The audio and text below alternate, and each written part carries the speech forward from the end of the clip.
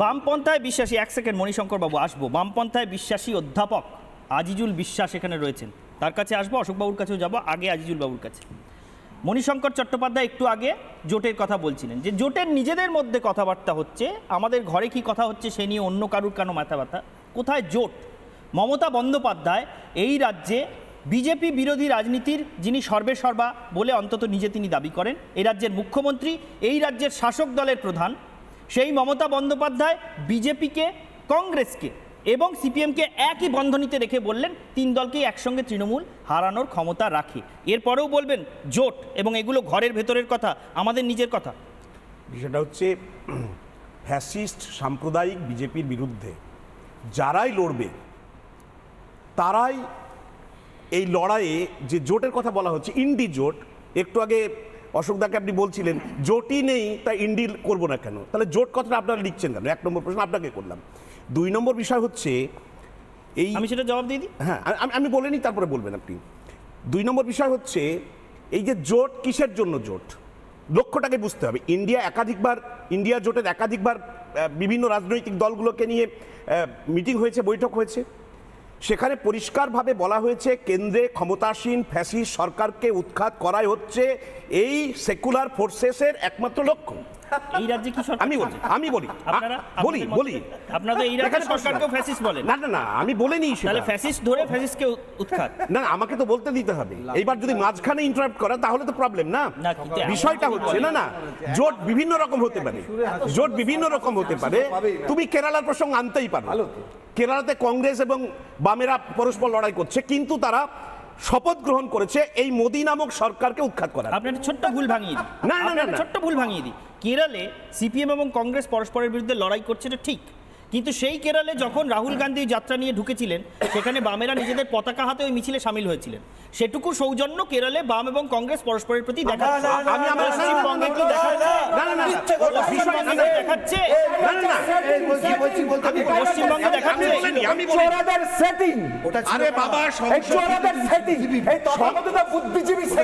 আমি তো বলি সংসদীয় রাজনীতিতে আদর্শ একটা বড় ব্যাপার, এবং সেই কোন সময় কোন আদর্শটা বড় হবে।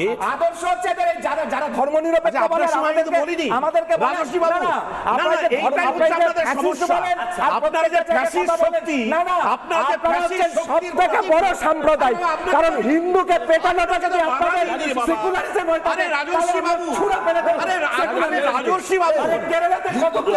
আরে রাজশ্রী বাবু, আপনাদের চোখ উপড়ে নেন। আপনি রাজা হতে যখন মেনি দাঙ্গা হয়, যখন ভাগলপুরে দাঙ্গা হয়, হিন্দু প্রশ্ন হচ্ছে সেটা তাকে লড়াই হবে, আর্থিক প্রশ্ন হতে পারে, অর্থনৈতিক প্রশ্ন হতে পারে। কেন কথা হবে না? আলমাত কথা হবে কেন? 80%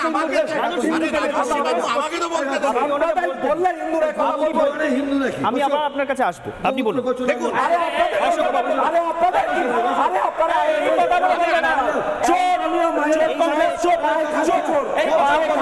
অশোক বাবু, আপনি নিজের কোচ স্পিকারকে বলতে দিচ্ছেন, আপনার কোচ স্পিকার আপনাকে বলতে দিচ্ছেন। আমি তো ঝগড়াঝাটি করব না, আমি যা বলতে চাই সেটা